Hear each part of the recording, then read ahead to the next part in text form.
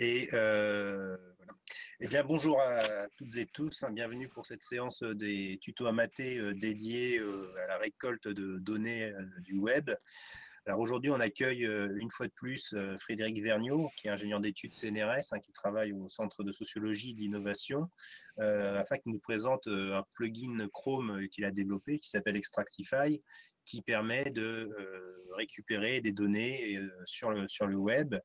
Je dis une fois de plus, on accueille Frédéric parce que Frédéric est déjà intervenu dans les tutos Amaté il y a 3 ans pour nous présenter LAM, un logiciel, une interface qu'il avait développée pour analyser des messages électroniques. Et là, du coup, on l'accueille sur une deuxième production, Extractify, qui va nous présenter aujourd'hui.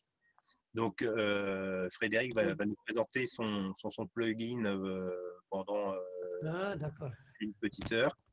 Et du coup, on discutera dans la seconde partie du tuto de ce plugin. Pour intervenir, vous pouvez soit utiliser le chat ou activer votre micro pour intervenir directement à l'oral.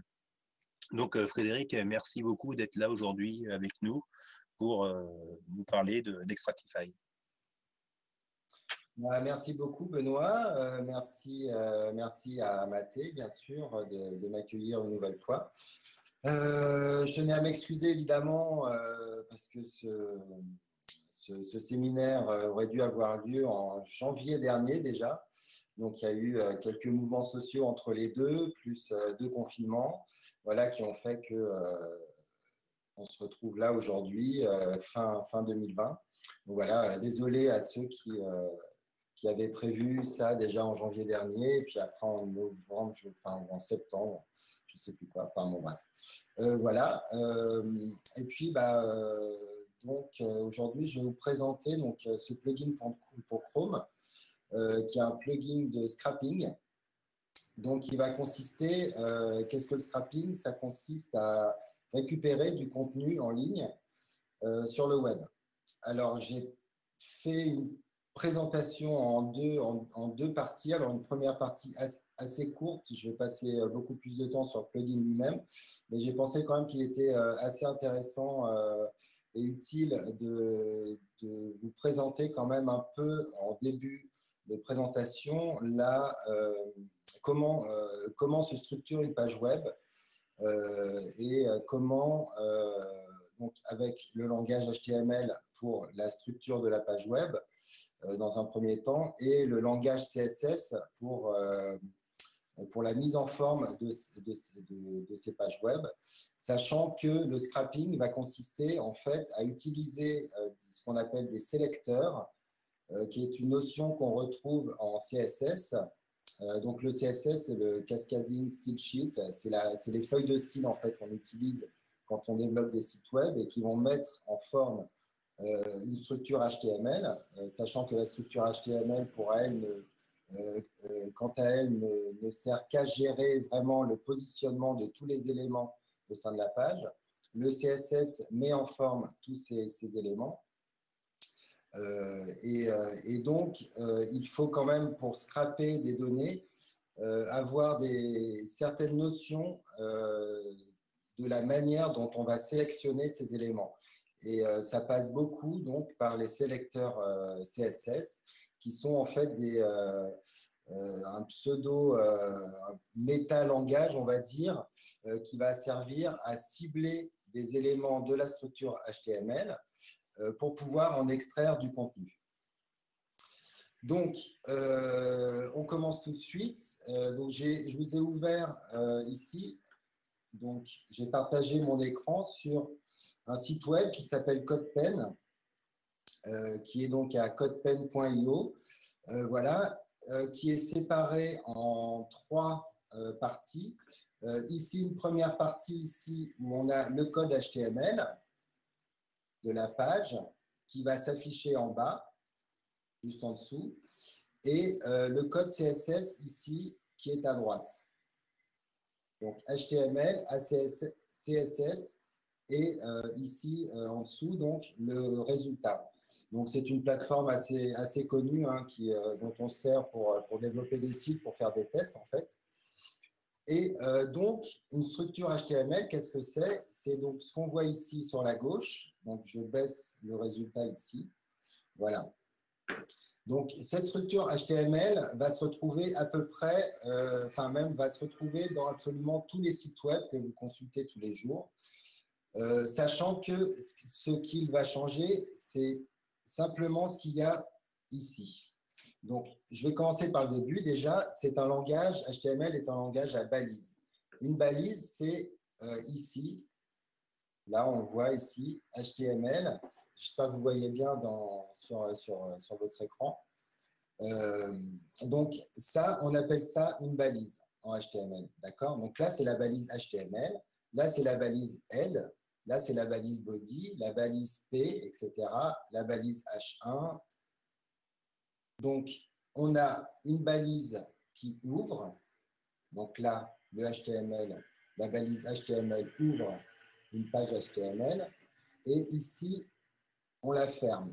D'accord? Donc, c'est un langage de balise où on a une balise ouvrante et une balise fermante. Pratiquement, pour chaque élément, on va avoir une balise fermante. Il y en a certains qui n'ont pas de balise fermante, comme par exemple le saut de ligne, qui s'appelle DR ici. Ça, on va pas, il n'y a pas de balise fermante. Mais pour la plupart des balises en HTML, on a une balise ouvrante. Donc, par exemple, sur le head ici, on ouvre le head et on ferme le head ici. Donc, ça, c'est la balise. Au niveau de la structure, donc, une structure de page web se présentera toujours de cette même façon. On ouvre le document HTML, ici, donc avec une balise HTML. On affiche ce qu'on appelle des en-têtes. Ça, ce sont toutes les méta-informations qui ne vont pas s'afficher à l'écran. Donc, là-dedans, on va, par exemple, avoir le titre de la page. Ça, c'est ce qu'on va trouver.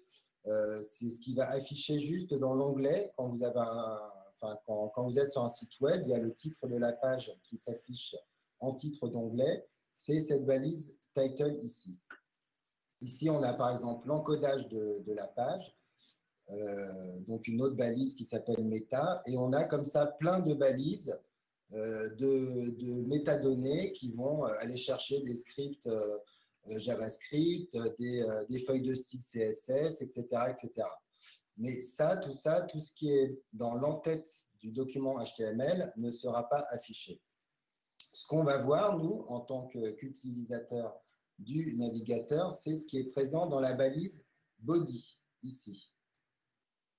Donc, la balise body, comme les autres balises, elle s'ouvre ici et elle se ferme en fin de document. Ici et là. Et à l'intérieur de cette balise body, c'est là qu'on va trouver tout ce qui va s'afficher sur la page web, donc le contenu vraiment proprement dit affiché de la page web. On a ici, dans cet exemple, donc je vous remets ici le résultat, donc qui est très simple, qui est constitué donc d'un paragraphe ici. Donc j'ouvre un paragraphe ici, que je vais fermer là. Pardon. J'ai une première balise qui s'appelle H1. Donc ça, c'est une balise de titre. Donc c'est mon titre, bonjour, ici. Suivi d'un petit texte. Ceci n'est pas une page HTML. Une image, c'est l'image du logo du CNRS juste en dessous. Ici, /P, on ferme le paragraphe. On rouvre le paragraphe, un autre paragraphe. Donc, j'ouvre un P ici. Un petit texte, le lien vers le CNRS, suivi donc le texte lien vers CNRS, suivi du lien proprement dit, qui est déclaré dans une balise A. Donc, la balise A s'ouvre ici et se ferme ici. D'accord? Avec le texte du lien qui est simplement cliqué ici. Voilà. Donc là, on a vraiment une structure très, très simplifiée, évidemment, d'une page web, mais cette structure va se retrouver sur absolument tous les sites. Donc, il faut bien avoir ça en tête.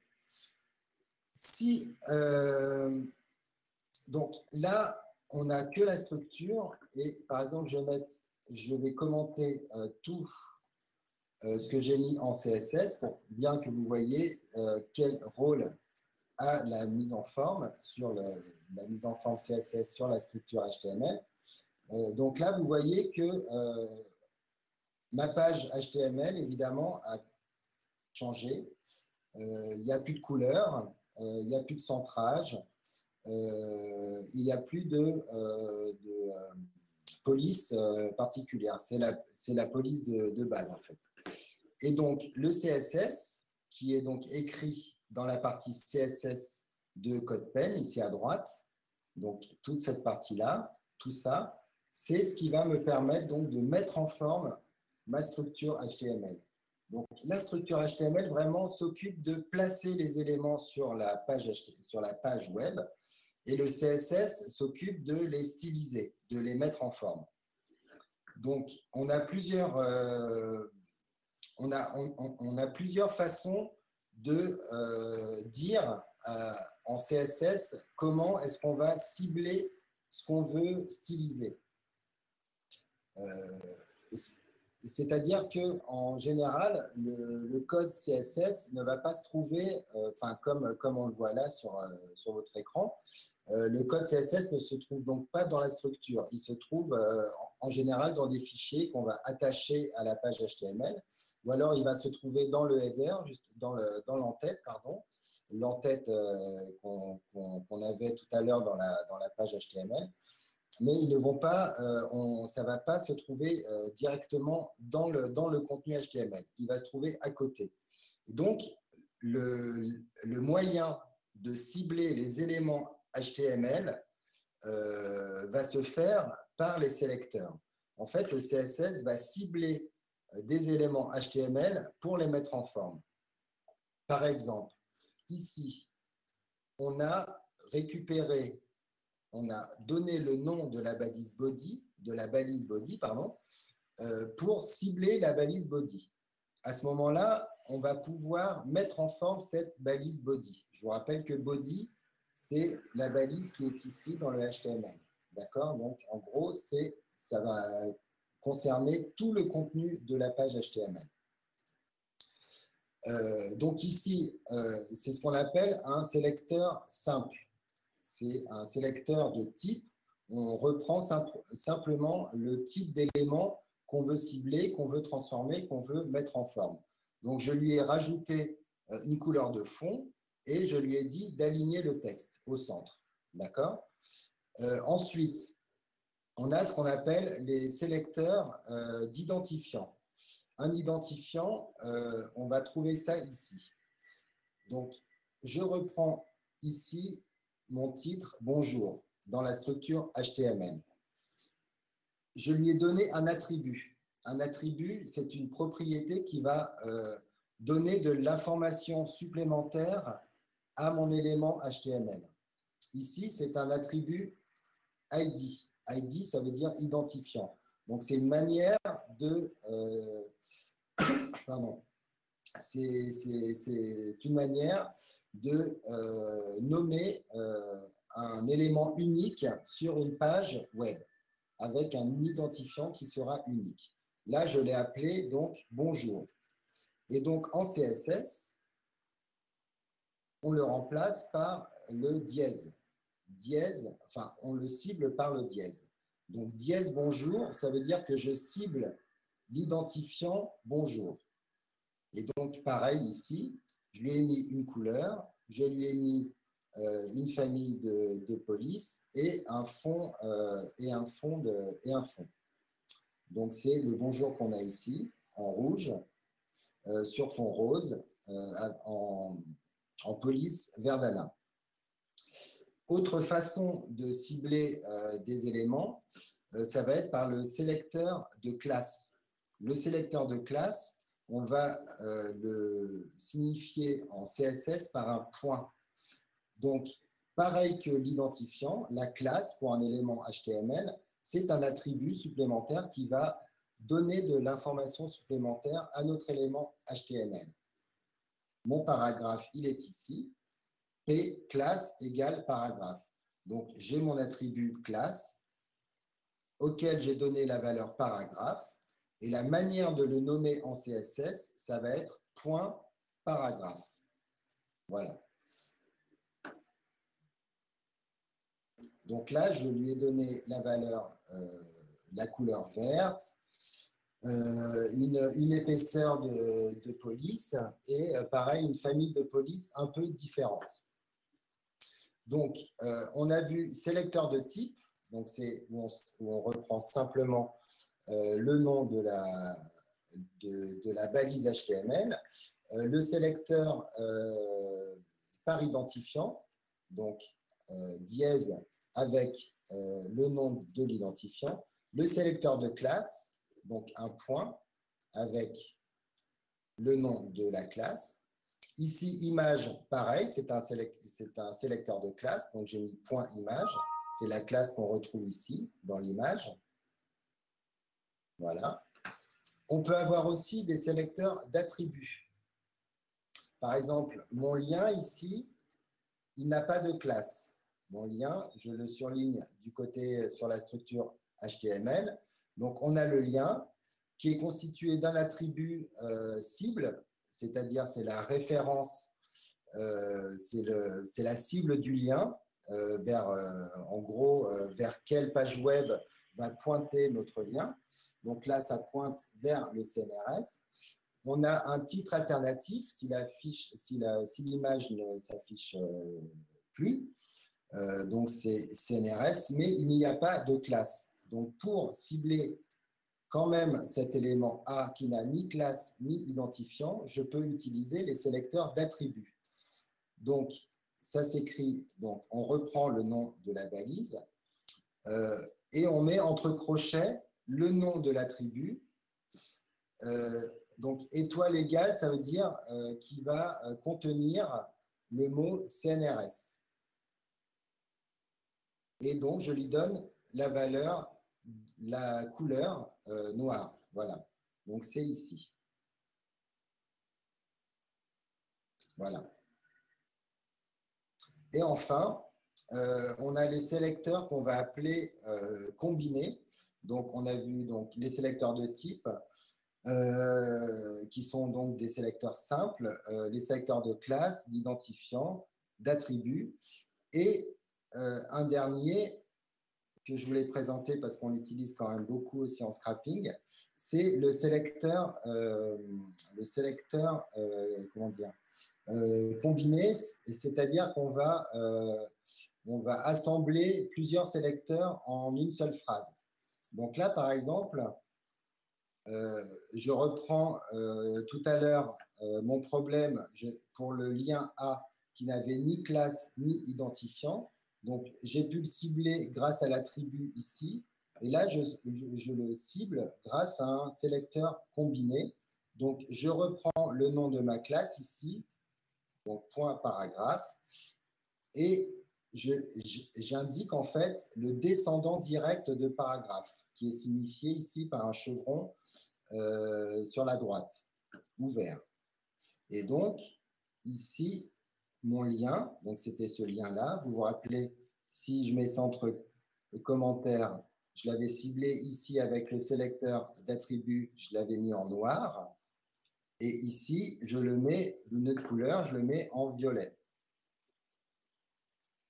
D'accord? Donc, ça, c'est un sélecteur combiné. On va combiner plusieurs sélecteurs au sein d'un même sélecteur. D'accord? Voilà, donc ça, c'était vraiment pour vous donner un peu une idée de la manière dont on va cibler des éléments d'une structure HTML, sachant que, évidemment, le scrapping, en fait, ça va être que ça. Ça va être vraiment de cibler, encore une fois, de cibler des éléments sur une page HTML pour en extraire le contenu. Donc, je vais vous montrer maintenant comment donc on peut faire ça à l'aide d'Extractify, donc qui est un plugin pour Chrome que j'ai développé exactement pour des histoires un peu comme ça, c'est-à-dire il fallait récupérer des données sur le web. Alors, il y a plusieurs choses qui existent, notamment, je sais qu'il y a eu Scrappy qui a été présenté aussi ici. Scrappy, qui est un framework Python, qui est développé en Python et qui utilise, alors il utilise à la fois des sélecteurs CSS, comme ici et comme on va le voir avec Extractify, mais qui utilise aussi d'autres types de sélection, enfin un autre type de sélection qui est le XPath. XPath, comment dire, c'est un langage, un métalangage, on va dire, qui permet aussi de cibler des éléments au sein de la page HTML, mais qui sont, vraiment, par exemple, pour avoir un descendant, il va falloir mettre tous les descendants qui sont avant. Enfin, ça va être un peu plus compliqué. Et donc là, l'idée avec Stratify, c'était de rendre les choses un peu plus souples, un peu plus visuelles aussi, ne pas trop rentrer dans le code, même si, encore une fois, quand même, la connaissance des sélecteurs CSS devient quand même, à un moment donné, on est un peu obligé d'en passer par là, parce que tout ce qui est mode automatique, en fait, ne marche pas forcément. Donc, Frédéric, avant d'aller plus loin, il y a une petite question d'Hugues là sur la différence entre une classe et un identifiant. Alors, une classe, ouais, pardon, je vois pas du tout, par contre, je ne vois pas du tout les... Donc, je compte sur toi, Benoît, pour m'interrompre. N'hésite pas pour les questions, parce que du coup, avec mon Windows, mon Mac, machin et tout, tout est caché, donc je vois pas trop.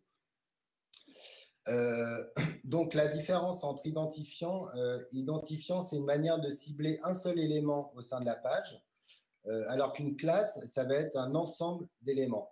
Donc, plusieurs éléments peuvent avoir une même classe, comme ici, paragraphe.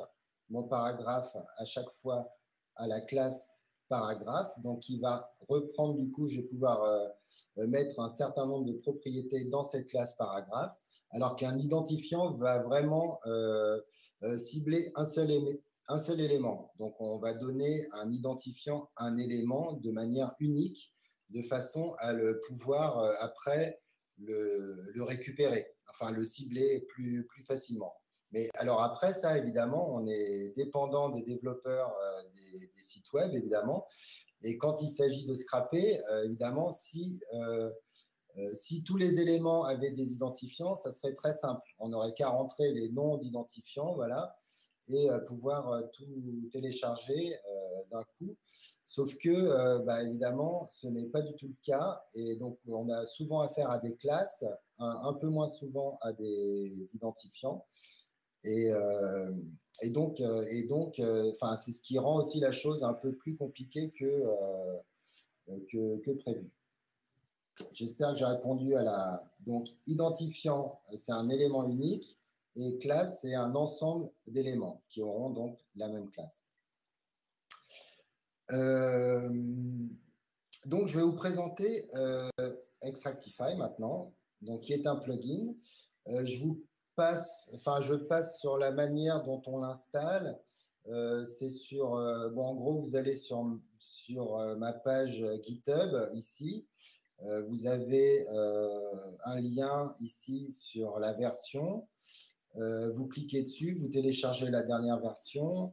Il y a la manière d'installer aussi qui doit être dans le README ici. Donc ça ne s'installe pas, en fait, c'est juste un fichier qu'il faut dézipper où on veut sur son ordi. Et après, on le sélectionne comme extension pour Chrome. Voilà.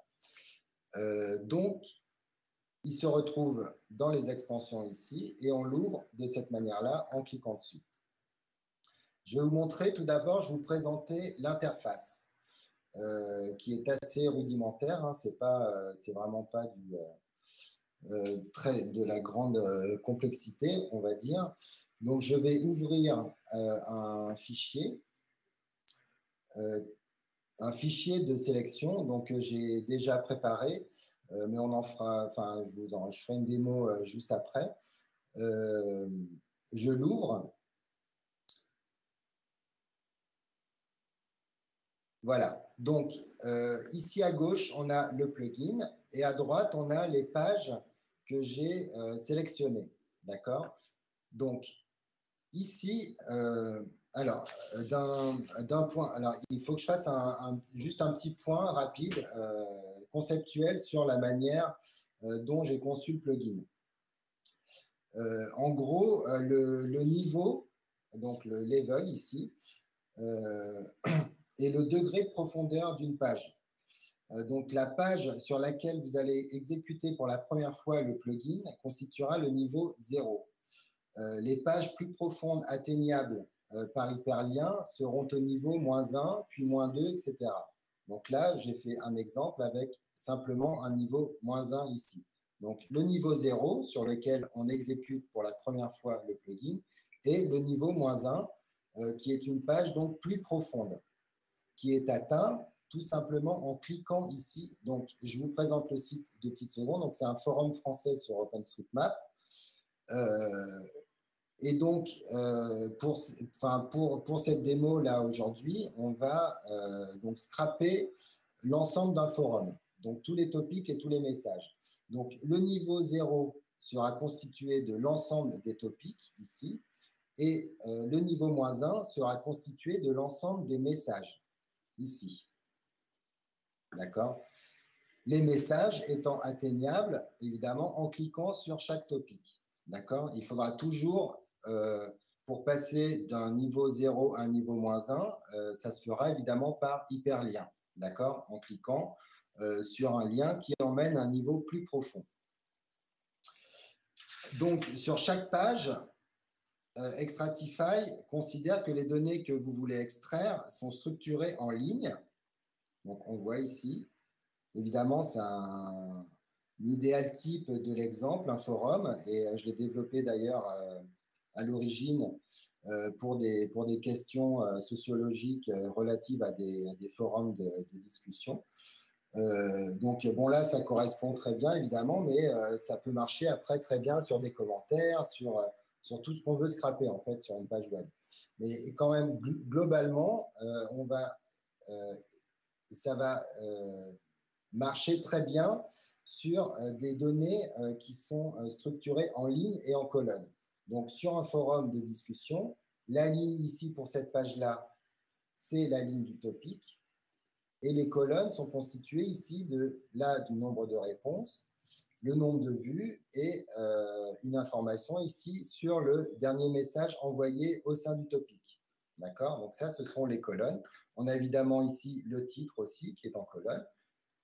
Et suivant évidemment les forums de discussion, on va avoir plus ou moins d'informations. Pareil pour les messages. Chaque ligne va représenter un message. Et au sein de chaque message, on va pouvoir récupérer les données en colonne qui vont être ici, donc la date du message, évidemment, le texte du message lui-même, l'auteur du message, son nombre de messages et sa date d'inscription. Après, suivant les auteurs, on aura d'autres types d'informations, comme par exemple la localisation ici. Et voilà, et on s'arrêtera là. On va ensuite pouvoir sélectionner des liens de pagination. Ces liens de pagination, ce sont des liens en fait qui vont pointer vers des pages de profondeur équivalentes à la page observée et qui vont être structurées de la même manière. Donc ici, sur la page des topics, on voit par exemple qu'il y a des liens de pagination vers 11 autres pages. Et quand on ouvre évidemment les autres pages, elles sont structurées exactement de la même manière. D'accord? Donc en ligne, les topics qui sont présentés. Et en colonne, pareil, le titre, le nombre de réponses, le nombre de vues, le dernier message, etc., etc. Pareil sur les 11 pages. Donc ça, ce sont les liens de pagination. Et enfin, donc, comme je vous le montrerai tout à l'heure, on va pouvoir, et puis comme vous l'avez vu déjà là, on va pouvoir sélectionner, donc descendre d'un niveau pour aller à un niveau inférieur en sélectionnant des liens vers ce niveau inférieur.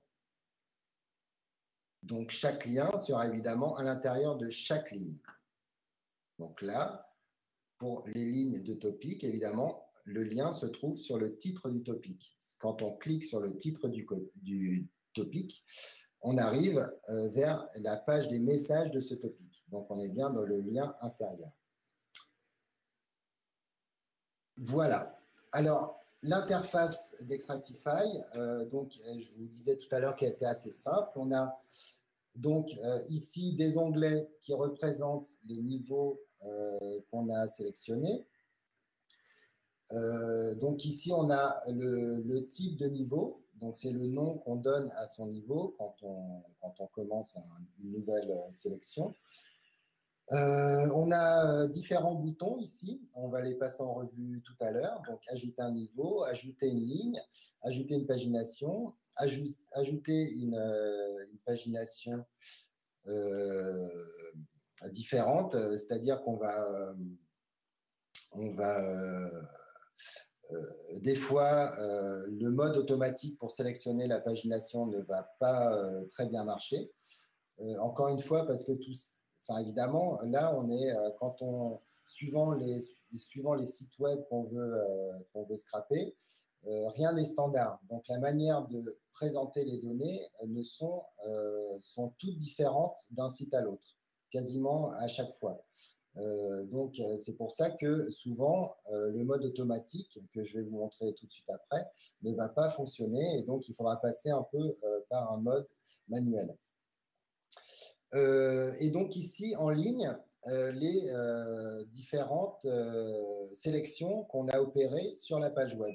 Donc là, on a la pagination ici, les lignes ici, la profondeur, donc ça, ce sont les liens vers la profondeur inférieure. Et donc là, 2 colonnes ici. Donc, les colonnes qui suivent après. Donc ça, c'est pour le niveau 0.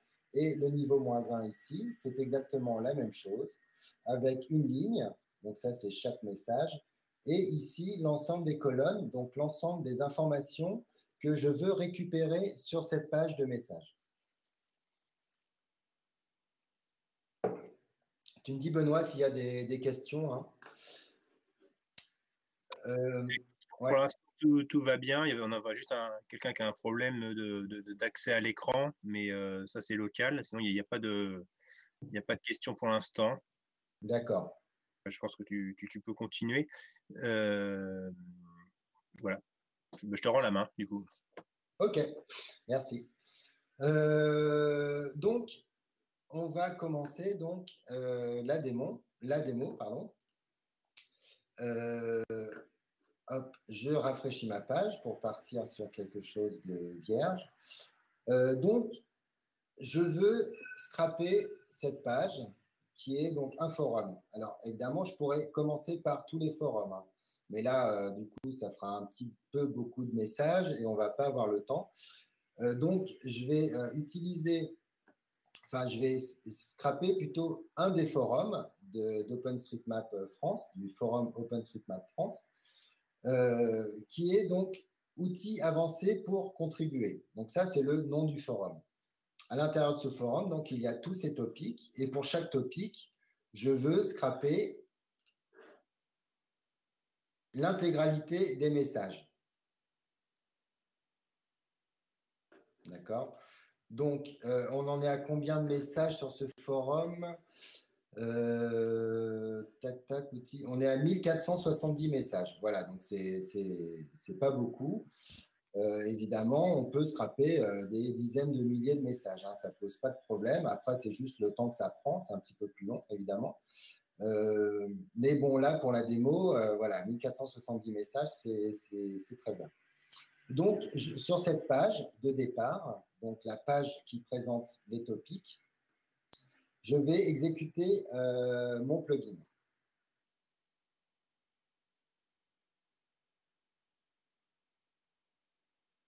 Je l'agrandis un peu. Voilà. Donc là, je donne juste un type de niveau pour pouvoir, enfin, c'est juste vraiment de façon à rendre un peu intelligible la structure de la sélection. Donc là, je vais les appeler topics. Et je sélectionne.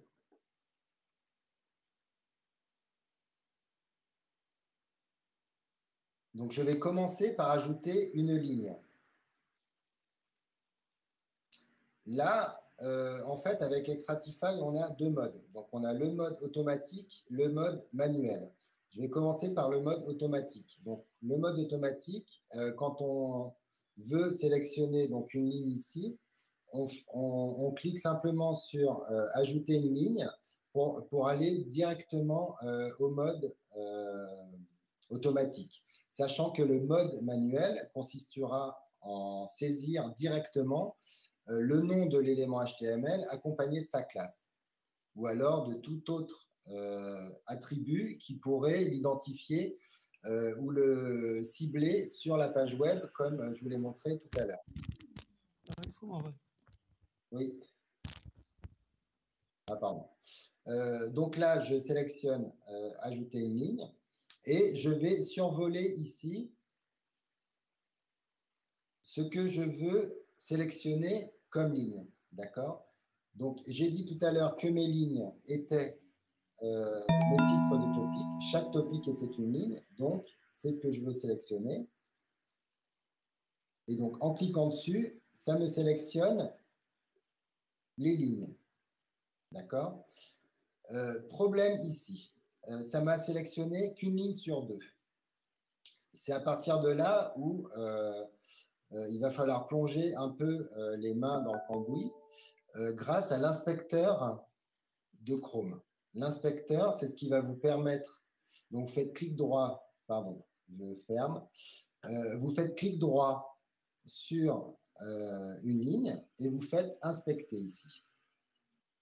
L'inspecteur, qu'est-ce que c'est? C'est tout simplement un petit logiciel qui vous permet, donc il est présent sur tous les navigateurs, il vous permet, comme sur CodePad tout à l'heure, exactement comme ce que je vous ai montré tout à l'heure, de visualiser la structure HTML ici. Donc on trouve bien le HTML, l'entête, le body, etc. avec toute ma structure HTML qui est ici.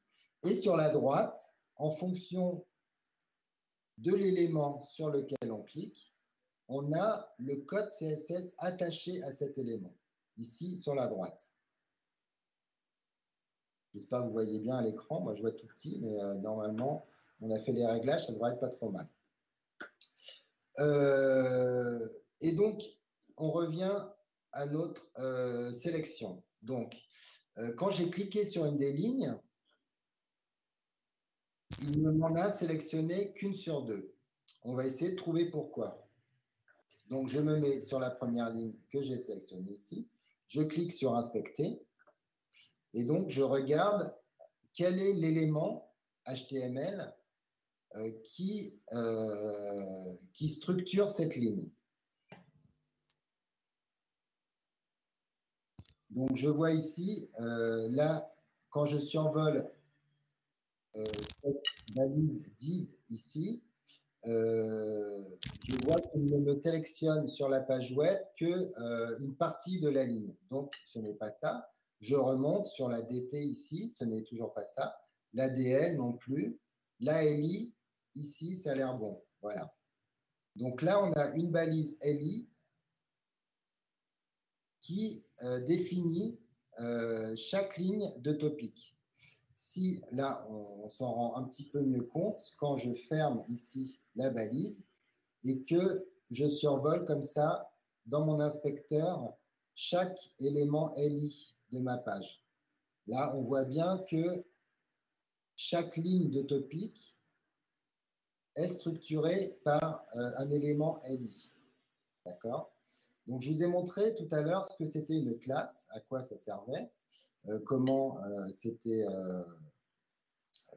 ça s'écrivait. Donc, on a dit que c'était un attribut qui donne un peu plus d'informations sur un élément HTML. Je vais juste mettre ça un peu là.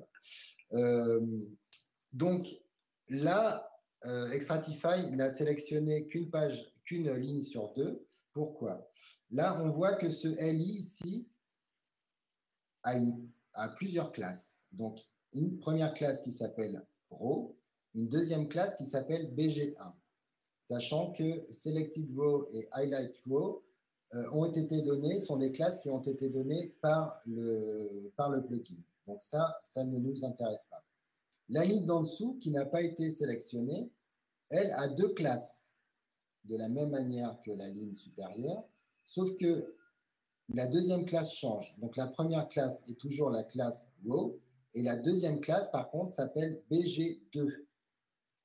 Donc, ce qu'a fait Extractify, quand j'ai cliqué sur la première ligne, il a sélectionné toutes les lignes ayant les mêmes noms de classes. Donc, forcément, il n'a sélectionné qu'une ligne sur deux, puisque une ligne sur deux a bien les classes Row et BG1. Cette ligne-là, cette ligne-là, cette ligne-là, etc., tout au long de la page.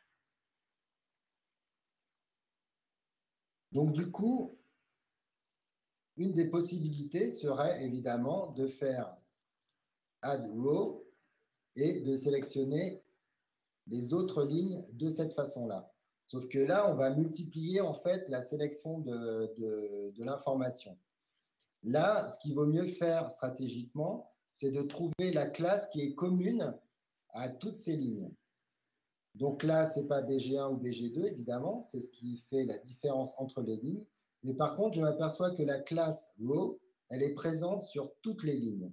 Donc, c'est cette classe-là qu'il va falloir que je précise pour pouvoir sélectionner toutes les lignes à la fois.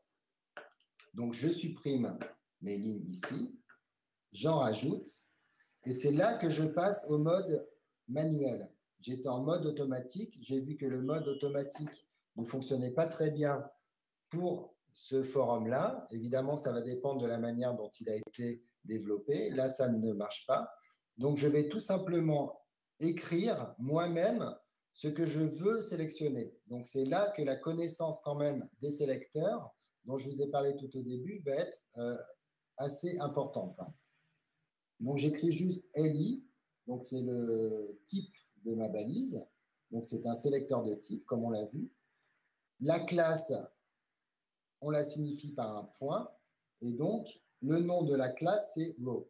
Donc, li.row va me sélectionner toutes les balises, tous les éléments HTML de type li ayant comme classe row. J'ajoute, et là, j'ai bien ma sélection de chaque ligne. D'accord? Donc, c'est quand même plus simple que d'avoir à déclarer deux types de lignes différentes. Surtout qu'après, pour les colonnes, évidemment, si on a deux types de lignes, on va déclarer deux fois les mêmes types de colonnes. Ou alors, si les types de colonnes sont évidemment propres à chaque ligne, là, ça va être important. Mais en général, les colonnes ne vont pas suivre la même nomenclature que les lignes. Donc, toutes les informations contenues dans les colonnes vont être encapsulées dans les mêmes balises et dans les mêmes classes. Mais on verra ça un petit peu plus tard. Enfin, on voit ça même tout de suite. Donc, j'ai bien toutes mes lignes. Maintenant, je vais faire les colonnes. Donc, je vais sélectionner colonne par colonne en fonction des informations que je veux récupérer. Qu'est-ce que je veux récupérer tout d'abord? Le titre du topic. Ça paraît une évidence. Donc, je clique sur Add Call ici. Je donne un titre à ma colonne. Titre topic. Et je vais essayer en mode automatique. Ça va plus vite. Je clique sur le titre ça me le sélectionne tout de suite. Je vérifie quand même si tout a bien été sélectionné. C'est bon. Pour chaque ligne, chaque titre a été sélectionné. Donc, c'est bon. Alors, le nombre de réponses, je ne vais pas le sélectionner parce que le nombre de réponses, c'est le nombre de messages. Et de toute manière, à la fin, j'aurai la totalité des messages. Donc, je pourrais simplement déduire le nombre de messages par topic, tout simplement après quand je ferai l'analyse de ce que j'aurai extrait. Donc, ça, je n'en ai pas besoin. Le nombre de vues, ça peut être une variable intéressante d'un point de vue de l'analyse que j'aurai à conduire par la suite. Donc, je vais sélectionner cette colonne-là, vue. Donc, je donne un titre, nombre de vues. Alors, je ne suis pas obligé de mettre un underscore, ou, enfin, je peux mettre des espaces, etc. De toute manière, le nom de variable est traduit après de manière justement à ce qu'il n'y ait pas d'espace, pas de caractères spéciaux, etc. J'ajoute, parce que je vais toujours faire ça en mode automatique pour que ça aille un petit peu plus vite. Et donc, je clique sur ma colonne vue ici, qui se surligne en orange. Les noms de colonnes, pardon, je ne l'ai pas dit. Les colonnes seront toujours surlignées en orange quand on les survole via le plugin. Et par contre, les lignes vont être survolées. Enfin, c'est le plugin qui va lui donner une couleur aléatoire. Alors, il y a énormément de couleurs, mais ce sont que des couleurs pastel. Et c'est vrai que des fois, on ne voit pas forcément très bien la différence entre la sélection et vraiment le site original. Donc, il ne faut pas hésiter à supprimer les rangs et puis à refaire pour avoir une couleur un peu plus contrastée, on va dire. Sachant que, bon, j'ai repéré ce truc-là et je vais essayer de changer les choses dans une future mise à jour. Donc là, je sélectionne mes vues. Donc, on a bien, pareil, je fais le tour ici. C'est bon, on a tout sélectionné. Très bien. Donc, j'ai ma colonne de titre, j'ai ma colonne de vue. La colonne de dernier message, de la même manière, je ne vais pas en avoir besoin. Car c'est le nom de l'auteur du dernier message, je l'aurai de toute manière, ainsi que la date. En dessous le titre, il y a celui qui a lancé le message avec la date de lancement, celui qui a lancé le topic, par contre, donc c'est la date du premier message. Donc pareil, le premier message, je l'aurai aussi, donc je n'en ai pas besoin. Donc maintenant, je vais pouvoir sélectionner la pagination. Donc je fais tout simplement Add pagination ici. Je vais essayer toujours de la même manière en mode automatique pour que ça aille plus vite. Et cliquer ici sur la pagination. Là, ça marchait très bien, évidemment. Ensuite, je vais sélectionner donc les liens qui vont me permettre d'accéder à un niveau inférieur. Donc, au niveau des messages, ce que je vais appeler, moi, le niveau -1. Donc, je vais cliquer ici sur Add Deeper Links, ici. Voilà. Je le fais en mode automatique, sachant je vous ai dit tout à l'heure que le lien qui nous permettait d'accéder au niveau en dessous, qui est le niveau message, se trouve sur le titre. D'accord? Donc, je clique ici. Je survole mes titres. Au survol, on voit que la couleur change. Donc, ça va être une couleur entre le orange de la colonne et le vert du lien. Je clique dessus et donc, j'obtiens bien ici, évidemment, on a la même chose que pour la colonne titre. D'accord? Sauf que là, on est bien le lien de profondeur. La profondeur ici et l'élément avec la classe du lien vers cette profondeur-là. Ces liens de profondeur, en fait, vont me servir à ajouter donc un niveau inférieur.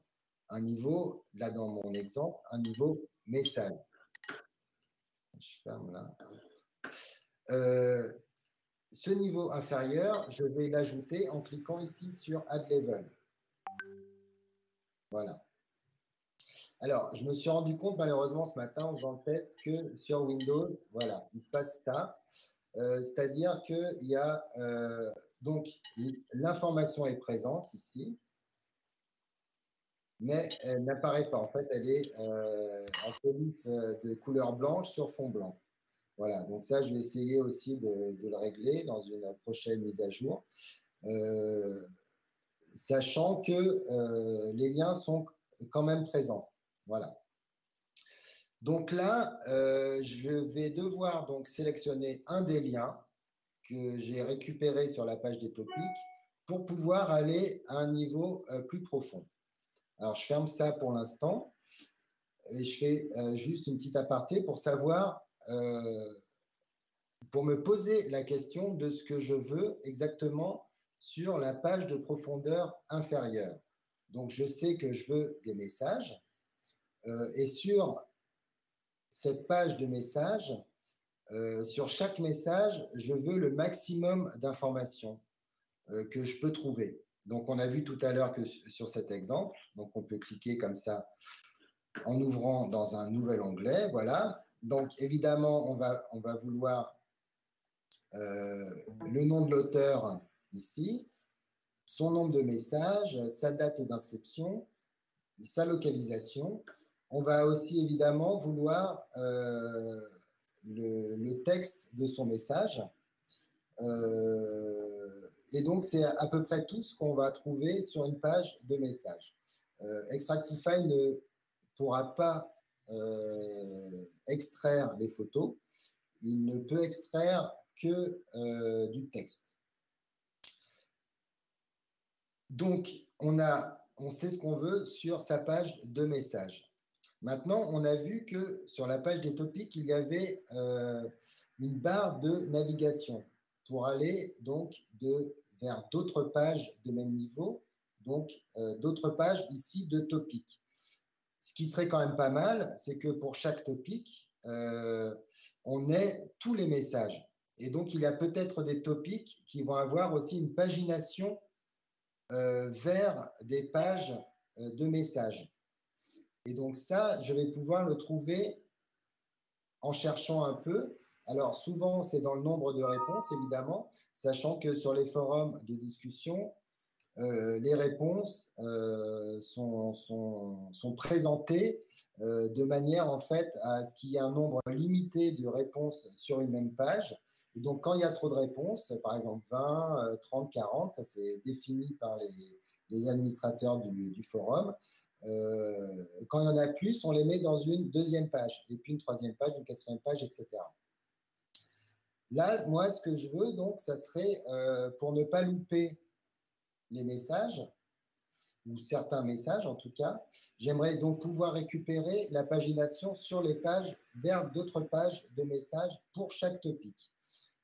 Par contre, je ne suis pas sûr que la pagination soit exactement la même.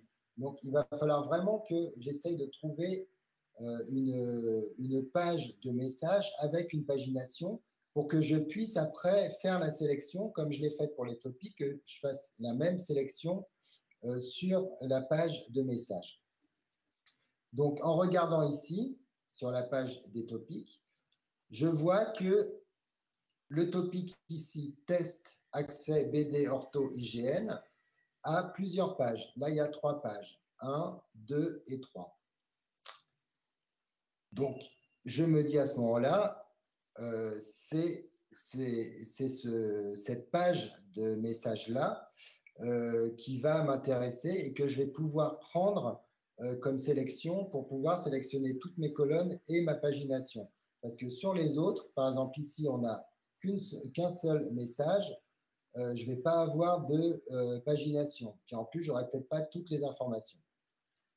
Donc, je vais prendre ici ce topic et je vais regarder donc en haut à gauche de l'inspecteur, on a la cible du lien. Donc là, on voit ici https forumopenstreetmap.fr, viewtopic.php. Donc ça, c'est le nom de la page. F égale 5, donc ça, c'est une des variables qui est passée par l'URL, on ne va pas s'attarder dessus. et T égale 4715. Donc, cette URL, en fait, je vais essayer de la retrouver dans les liens que j'ai récupérés. Je vous rappelle que dans les liens de profondeur que j'ai sélectionnés tout à l'heure, je dois avoir cette adresse-là parce que je les ai tous récupérés ici. D'accord? Donc, on est à T égale 4715. Donc, je reviens sur Extractify, je fais Add Level. Donc là, bon, un petit souci, mais on va dire qu'on y voit bien. Donc, c'était 4715. Voilà, il est ici. Donc, je sélectionne ce lien. Je sélectionne donc ici cette URL et je lui donne un type. C'est le type, donc, message. J'étais sur le type topic pour le niveau 0. Là, je suis sur le type message pour le niveau -1. Je sélectionne donc cette URL. Et là, bon, je vois que ça ne marche pas. Pourquoi? Erreur 505, la page n'existe plus. Alors là, ça ne va pas m'aider forcément.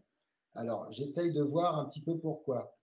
Donc, la page 1 ici ne fonctionne pas. Je vais essayer d'aller voir la page 2 ici. Ça ne fonctionne pas non plus. Donc, je continue. La page 3. Ah, cette page fonctionne bien. Parfait. Et j'ai bien ma pagination ici. Donc là, effectivement, j'aimerais bien prendre cette page comme point de départ de sélection de mes messages. Problème, donc, on a vu que la 1, la 2 ne marche pas et que Extractify, lui, il s'est basé sur la page 1. Donc, comment faire à ce moment-là pour lui dire de prendre comme point de départ la page 3? Eh bien, tout simplement en sauvegardant le travail de sélection qu'on a déjà fait. Donc, je vais cliquer ici sur JSONize, ici. Donc, ça enregistre ma sélection au format JSON et ça télécharge directement le fichier. Ce fichier, je l'ouvre et comme ça me permet de vous montrer de quoi il est constitué. Donc, c'est un format assez simple, là, où on retrouve donc mon niveau 0 ici, avec donc, c'est un topic, l'URL de départ ici, mes différentes lignes ici, d'accord, avec donc les propriétés de mes lignes, et pour chaque ligne, donc on a les colonnes, d'accord. L'information n'est présente qu'une fois, parce qu'à chaque fois, évidemment, la structure va se répéter pour chaque ligne. Et donc, les liens, donc, ils étaient tous ici. Et mon niveau -1, il se trouve ici. ID1, donc de type message, là. L'URL de départ se trouve ici. Voilà. Donc, c'est cette URL de départ qu'il va falloir que je transforme. On a vu tout à l'heure donc que la page 1 était donc que cette URL ciblait la page 1. Il faut trouver quelle est l'URL qui va cibler sur les pages suivantes. Ici, donc en analysant un peu les URL, quand on survole la pagination ici, on voit donc, on a toujours donc, le protocole HTTPS, le nom de domaine forum OpenStreetMap, la page viewtopic.php qui ne change pas. Ensuite, on a la variable f égale 5. Alors, est-ce que cette variable, elle change? Je survole mes pages, elle ne change pas, c'est toujours f5. Est-ce que mon t égale 4715 va changer? Lui non plus ne va pas changer. Alors, j'espère que vous voyez quand même.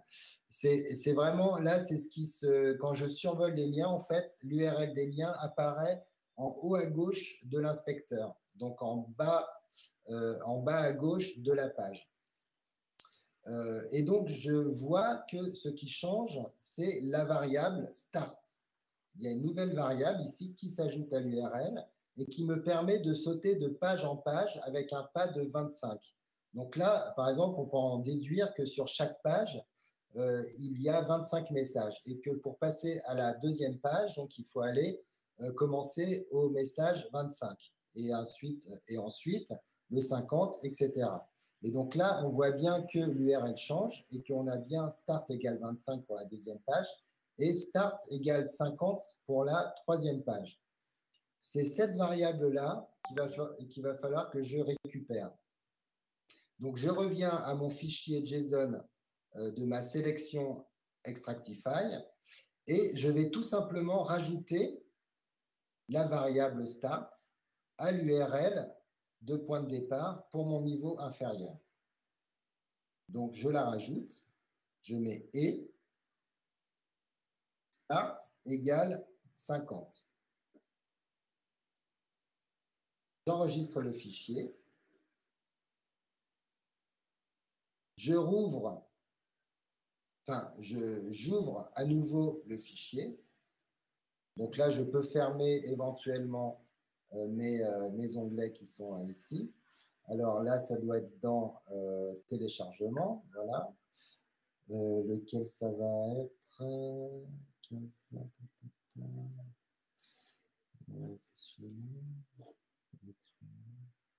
16h33,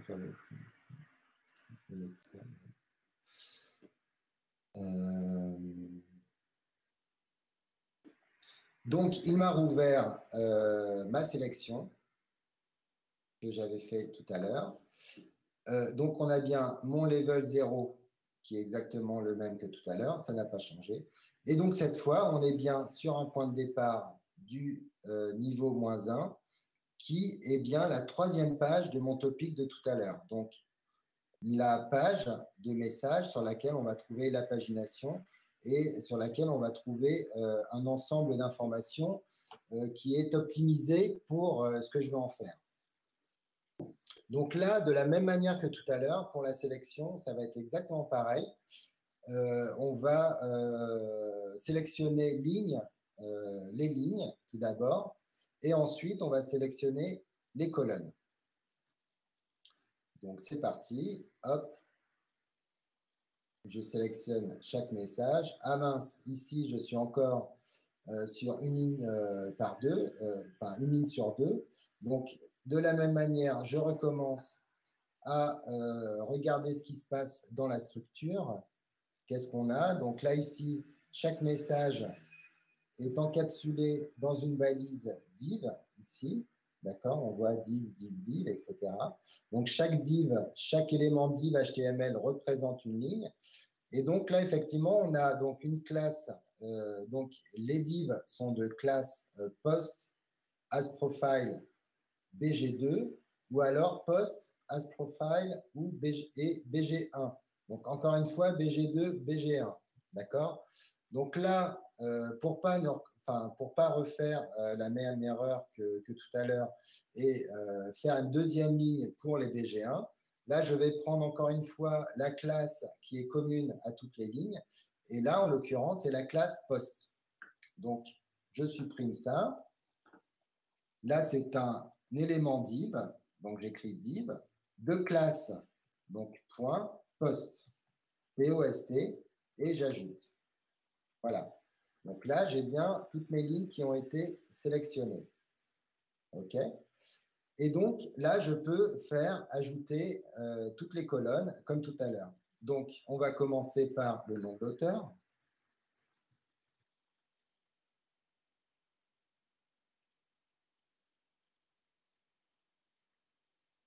Ici. On vérifie bien qu'il a bien été sélectionné sur tous. Ah, alors je vois que Sequest, par exemple, ici, n'a pas été sélectionné. Pourquoi? Alors, pour celui-là, qu'est-ce qu'il nous a donné comme classe? Donc, il m'a donné un élément DT avec une classe qui s'appelle NoProfileRank et notre classe NoAvatar. Donc, c'est bon, ça a l'air d'être une classe un peu spéciale. Et l'autre, je regarde ce qu'il a comme classe. Lui, c'est username colored.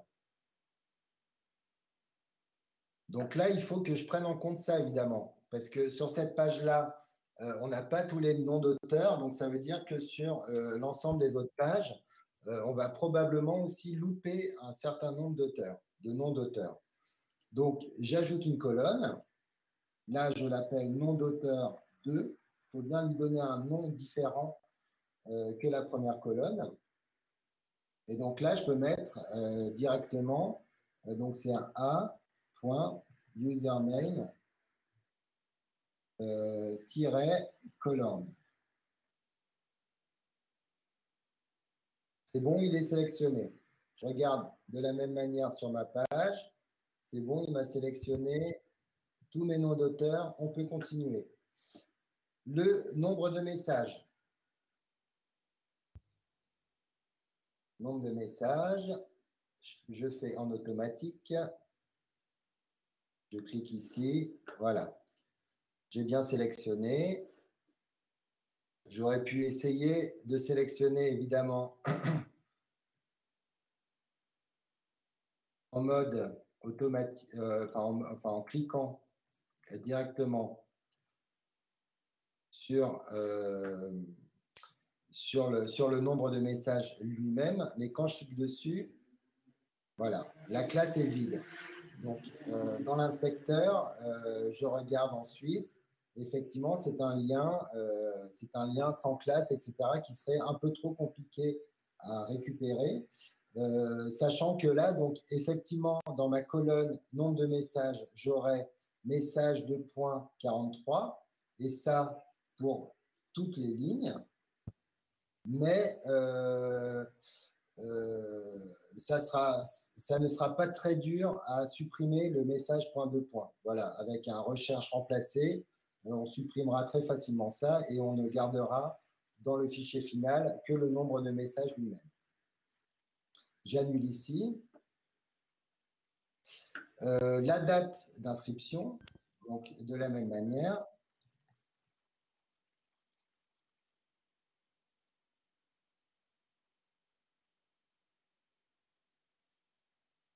Oui, Frédéric, pardon, je te coupe parce qu'en fait, il y a une question là qui a été posée par Hugues et j'ai pas, je sais pas comment la placer, mais tu es en train d'y répondre. Du coup, ça fonctionne pour n'importe quelle balise HTML. Tout à l'heure, tu disais par exemple, on ne peut pas récupérer l'image, mais si on a envie de récupérer le nom du fichier image et que donc c'est dans une balise HTML, on peut rapatrier le nom du fichier. Non, parce que malheureusement, j'ai pas prévu de récupérer les attributs. Parce que du coup, le nom de l'image sera dans un attribut de la balise image. Donc, Okay. Une image, là, on vient sur le code PEN vite fait ici. L'image, elle a un attribut qui s'appelle SRC, qui est la source. Et donc ça, c'est un attribut donc, qui donne la cible en fait de l'image, où se trouve l'image, sur quelle page web. Et ça, je n'ai pas prévu de le récupérer. Donc ça aussi, c'est prévu dans une future mise à jour de pouvoir récupérer les attributs au moins. Les images, je ne pense pas trop en avoir besoin. Je vais peut-être le rendre possible ou pas, je ne sais pas encore, mais c'est vrai que les attributs, notamment pour les URL aussi, par exemple sur ce site-là, les contacts sont dans une URL. Ici, on voit donc on a contact, inspecté. Et ici, alors où est-ce que c'est? Clac, clac.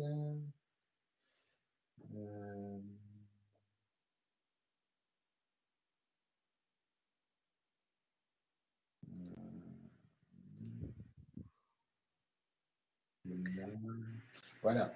Donc, on a en fait le contact donc, de Sequest est dans une URL ici, http openstreetmap.fr/u/Sequest. Et ça, c'est vrai que ça peut être intéressant à récupérer. Mais le problème, c'est que c'est un attribut et je n'ai pas prévu de récupérer les attributs des balises. Alors, mais c'est tout bête, hein, c'est vraiment juste parce que ça, on n'en avait pas besoin quand on a fait l'étude. Et puis après, quand j'ai un peu mis à plat toutes les fonctions. J'ai pas franchement, enfin, j'ai pas pensé à ça. Mais du coup, c'est vrai que ça peut être c'est prévu dans un développement futur. Voilà. Donc, Et pour les URL et les noms d'images. Pardon, excuse-moi.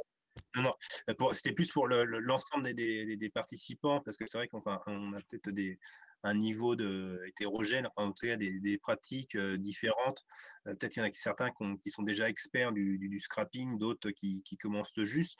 Mais en fait, ce que je tiens à préciser, c'est que dès lors qu'on essaye de récupérer des données sur des pages web, on est confronté à l'ensemble des problèmes que décrit Frédéric. Et ça peut paraître fastidieux et tout ça, mais ça vaut le coup que Frédéric les traite maintenant pour voir les réponses qu'il apporte.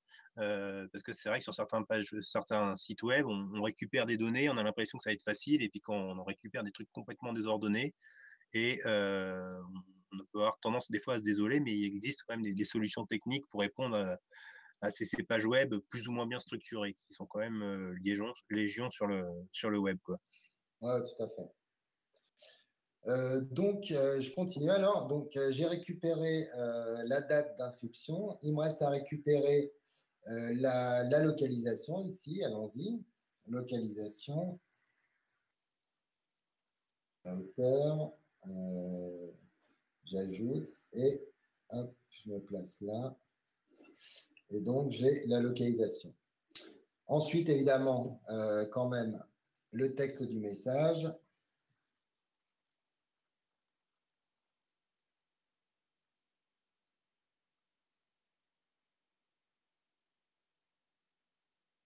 Voilà.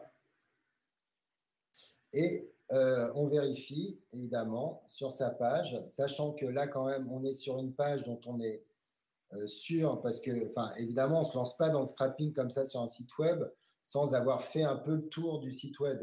Comme tu disais, Benoît, c'est quand même important alors, de rentrer visuellement dans le site web, donc voir comment il est structuré, comment on passe de page en page, s'il y a quelles informations il y a, s'il y a de la pagination, pas de pagination, etc. Et puis, donc ça, c'est vraiment le premier niveau, on va dire, d'observation du site. Et ensuite, il faut quand même, à minima, rentrer un petit peu quand même dans la structure vraiment HTML proprement dite, en regardant comme ça, grâce à l'inspecteur quand même. Alors, il y a l'inspecteur sur Firefox aussi, il y a l'inspecteur sur Safari, enfin sur tous les navigateurs, il y a un inspecteur. Et en faisant un simple clic droit sur un lien, vous sélectionnez comme ça message, vous faites un clic droit, vous faites inspecter, vous êtes amené directement ici sur l'élément lui-même et son contenu. Donc, il ne faut vraiment pas hésiter avant de scraper, voire écrire carrément sa sélection à la main avant de rentrer dans le logiciel ou d'exécuter le plugin pour déjà avoir fait un premier tour, connaître, s'être frotté un peu à la structure du site web qu'on veut scraper. C'est une chose quand même assez importante. Là, je viens de m'apercevoir qu'il y a aussi, j'aurais pu faire là, site admin. Donc ça, c'est le rôle de la personne sur les sites web. Donc si c'est un administrateur, des fois, il y a le rang, il y a le nombre d'étoiles, etc. Et donc, le contact ici, on voit que je ne peux pas le scraper parce que c'est un attribut de la balise A et que Extractify n'est pas prévu pour extraire les attributs des balises. Voilà. Donc là, j'ai toute l'information sur ma page de message. Il ne me reste plus qu'à ajouter ma pagination, ce que je fais ici en cliquant sur Add pagination, comme tout à l'heure, ici. Hop. Et là, par contre, il ne me trouve plus les liens. Donc, pourquoi? Donc, toujours pareil, on essaye de voir, inspecteur, etc. J'accélère un petit peu parce que je vois qu'il est très tard déjà. Et du coup, c'est là que j'ai prévu une autre manière d'ajouter une pagination, sachant que les paginations quand même sont très importantes et c'est ce qui manque quand même sur énormément de scrappers avec lesquels c'est vrai qu'on peut récupérer tout ce qu'on voit comme ça en ligne sur la page qu'on est en train de visiter. Mais pour la pagination, ça va être toujours beaucoup plus compliqué à récupérer et de suivre en fait chaque lien de pagination pour récupérer les informations de même niveau. Donc là, en cliquant sur Add Custom Pagination, ça permet, en ayant observé, comme on l'a vu tout à l'heure, la manière dont les développeurs du site avaient fabriqué la pagination. Donc, qu'est-ce qu'ils avaient mis comme variable? Qu'est-ce qu'ils avaient mis comme pas, comme pas de navigation, c'est-à-dire le nombre de, quel chiffre ils avaient mis pour passer d'une page à l'autre, quelle variable et quel chiffre. C'est ce que j'ai appelé, moi, dans Extractify, donc le préfixe et le step. Si vous vous rappelez tout à l'heure, ce qu'on a ajouté tout à l'heure à notre fichier de sélection JSON, là, c'était start égale 50. Quand on survole ici les liens de pagination, on voit exactement la même chose. Donc là, j'ai enlevé l'inspecteur. Donc ça apparaît en bas à gauche du navigateur. Donc là, sur la page 2, on a start égale 25 qui va changer. Et sur la page 3, donc là, on n'y est pas parce qu'on est dessus, évidemment. Sur la page 1, donc on n'a rien. Sur la page 2, start égale 25. Et sur la page 3, on doit avoir start égale 50. Donc c'est le même type de pagination qu'on avait tout à l'heure. Donc, je vais pouvoir faire… Juste, Frédéric, oui. Juste une remarque, parce qu'il y a quelques instants, tu as dit qu'il était très tard. Je ne sais pas si tu as conscience que ta machine virtuelle n'est pas du tout à l'heure. Donc je ne sais pas où tu regardes l'heure. Hein, mais il est Non, 15h24, hein, il n'est pas 16h47. oui, non, je sais, ouais. D'accord. Non, je regardais mon Mac, là, donc 15h24. Mais bon, c'est déjà en retard, déjà. Enfin, c'est déjà tard. Donc, mon préfixe, ça va être ce qui va… la variable qui va permettre d'aller de page en page. Donc là, on a vu tout à l'heure que c'était start égale. Et donc, le pas est de 25. Et donc, je clique sur ajouter ma pagination. Comme là, on n'est pas sur une sélection de balises et de classes ou d'identifiants ou je ne sais quoi d'autre, du coup, ça ne se colorie pas d'une certaine couleur sur la page web.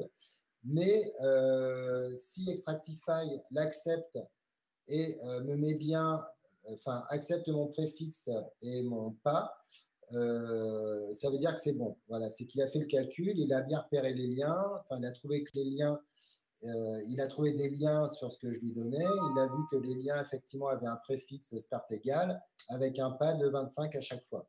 Donc ça, c'est bon. Et donc, une fois que j'ai tout ça, je peux lancer mon scrapping. Donc, je vous rappelle, là, j'ai l'ensemble des topics du forum outils avancés pour contribuer. Et ici, l'ensemble des messages pour tous les topics du forum outils avancés pour contribuer. Je sauve quand même mon travail de sélection, important, mais ça, c'est pour tout type de travail. On sauvegarde régulièrement. Et je clique sur Scrap. Du coup, ça va ouvrir un nouvel onglet dans lequel le scrap va se dérouler. Donc, on a une vision en live de ce qui se passe. Et dans Extractify, il donne une indication. Alors, ça, c'est pas le truc que j'ai le plus développé, c'est vraiment juste une indication. Du coup, ça se ferme automatiquement à la fin, mais ça donne quand même une information sur le nombre de choses qu'il est en train de scraper. Donc, le nombre de niveaux, de types de niveaux. Donc là, il a récupéré 251 topics et le nombre de messages. Donc ça, c'est le niveau 2, le niveau -1, pardon. Donc là, il en est à 130 messages. Voilà. Donc ça se déroule comme ça. En gros, là, il y a 1200 messages, je crois, 1200, 1300, un truc comme ça. Là, on est à 200. Je ne vais pas laisser dérouler jusqu'au bout, parce qu'il y en a pour peut-être 2-3 minutes, un truc comme ça, donc c'est un petit peu long. J'annule. Il me dit qu'il y a des erreurs. Alors, forcément, il y a des erreurs. Je l'ai vu tout à l'heure quand j'ai cliqué sur la page 1 qui est ici. Hein, la page 1 donc c'était le topic test accès BD ortho IGN. Sur la page 1, on a vu que c'était une page comme ça. Donc, il y a probablement plusieurs pages comme ça sur le forum. Et ça arrive pour tous les sites web, il y a des pages mortes, ce qui veut dire des liens morts. Et moi, vu que je suis les liens, évidemment, des fois, ça ne va pas marcher. D'accord? Donc, je clique sur OK. Et il m'a quand même Oui. Non. Attends, je coupe le micro. Et donc, il m'a quand même téléchargé le fichier que j'ai interrompu. Et on peut l'ouvrir, ce fichier. Il y a des choses, même si je n'ai pas tout téléchargé, j'ai quand même téléchargé de l'information. Donc, on retrouve ce qu'on a sélectionné, en fait. C'est-à-dire donc le topic, les topics, donc ils sont ici à chaque fois, les topics. Et à l'intérieur de ces topics, chaque message, ici. D'accord? Donc, pour chaque topic, on a bien le nombre de vues. Et pour chaque message, on va avoir le nom de l'auteur. Donc là, à vide. Donc là, encore sûrement un nom d'auteur que je n'ai pas repéré. Donc il aurait fallu, j'avais déjà 2 noms d'auteur, je crois, j'avais nom d'auteur 1 et 2. Il aurait fallu que j'en rajoute un 3e avec sûrement une autre classe. Donc c'est là qu'on peut s'apercevoir aussi que une fois qu'on a fait son scrapping, il faut bien garder quand même. Alors, on balaye le fichier, même si ce sont des fichiers assez longs, on repère assez vite quand il y a des choses qui manquent ou des choses vides. Là, par exemple, dès le premier message, voilà, on n'a pas le nom d'auteur ici, ni dans la colonne 1, ni dans la colonne 2.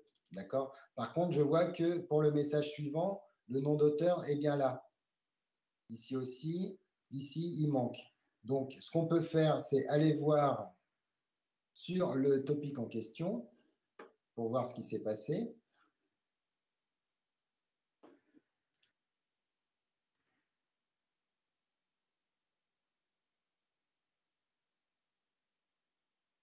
Et donc, clic droit, toujours pareil, inspecter. Donc, on voit bien Hades 22 ici, en nom d'auteur, ça a marché, mais Mathieu Lyon 69 n'a pas fonctionné. Donc, je regarde ici. Ah, effectivement, c'est a.username. Donc, de mémoire, j'avais a.username colored. Donc, ça, c'était pour le nom d'auteur 2. J'avais, je la retrouve ici, hein, dans les messages. Bon, ça, c'est mon ancien. Tchac, téléchargement. Celui-là. Donc, en nom d'auteur, j'avais mis, alors, j'avais un DT no profile rank no avatar, j'avais a username color, et donc, il aurait fallu que je rajoute ici une colonne avec a.username. Donc, un élément A de classe username. Alors ça, je peux le faire directement dans le fichier JSON ici, soit je reprends ma sélection Extractify pour pouvoir le modifier dans Extractify. Une fois qu'on a suffisamment d'expérience sur le plugin, ça va plus vite de le faire directement dans le fichier. Et donc, je continue à visualiser mon scrapping. Et effectivement, bon, bah là, on a à peu près tout ce qu'on voulait. Donc, le nombre de messages, la date d'inscription, les messages, évidemment. Et tout ça, alors, vu que j'ai interrompu, donc là, on a toujours les messages. Et puis là, par contre, à partir d'un moment, j'ai interrompu donc au bout de 200 messages à peu près. Et donc là, par contre, je ne vais avoir que les topics. D'accord? Parce qu'il a récupéré d'abord les pages de topics, donc tous les topics, et ensuite, à l'intérieur de chaque topic, il a été récupéré, extraire tous les messages. Ensuite, une fois qu'on a ce fichier JSON de scrapping, la chose la plus... Donc, enfin, le format JSON est un format quand même assez utilisé maintenant. Alors, je ne sais pas si je vais avoir le temps. Alors, je vous montre d'abord ce qu'on peut faire avec OpenRefine. En fait, on a juste on charge comme ça le fichier de scrapping. Voilà. On sélectionne. Donc là, on retrouve notre fichier JSON ici. Donc, on a le topic avec les messages, etc. On charge, on sélectionne donc une entrée topic et tout simplement ici, après, OpenRefine va le ranger en colonne, en ligne et en colonne. D'accord? Donc, il va reprendre en fait la structure du forum. Et donc, je peux après l'exporter en CSV, en Excel. Enfin, OpenRefine permet de faire ça très, très bien. Voilà, en HTML, en tableau HTML, ODF, SQL, enfin bon, Google Sheets, voilà, un petit peu tout. Voilà, et puis c'est bon, il est 33. Je m'arrête là, je pense avoir fait le tour.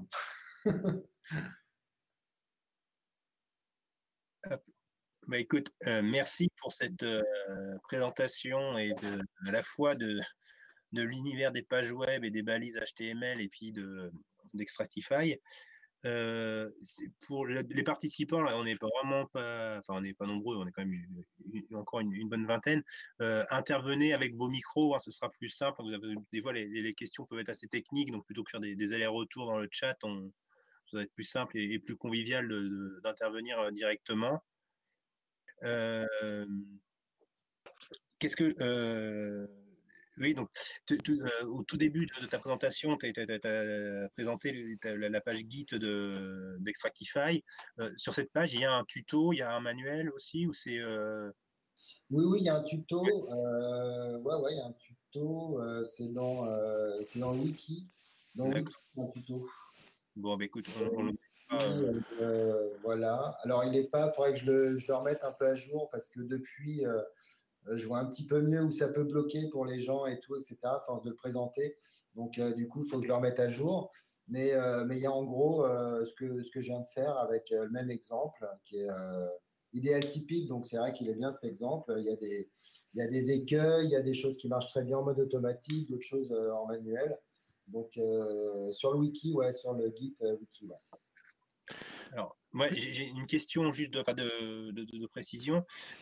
Quand tu as présenté le site web, donc là, le forum OpenStreetMap, tu l'as présenté de manière hiérarchisée en disant voilà, qu'on avait un premier niveau et sous ce niveau-là, on avait des pages qui correspondaient à des sujets de discussion.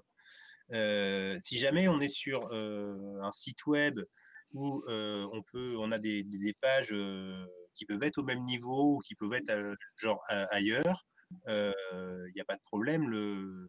Extractify suit les liens et ramène les, Oui, euh, les- oui, bien sûr.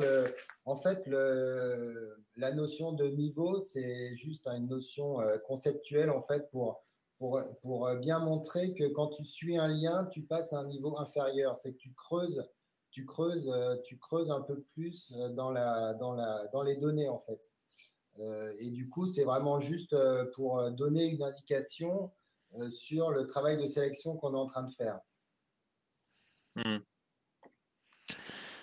Moi, j'en ai une toute bête. Juste, tu as un risque que les sites essayent d'empêcher le scrapping? C'est-à-dire, et dans ce cas-là, quelle méthode t'as mis en place pour éviter de te faire opérer?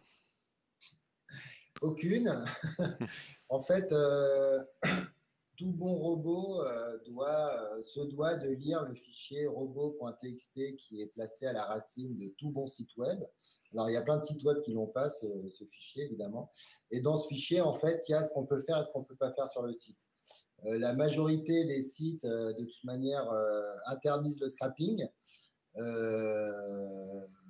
dans ce fichier robot.txt.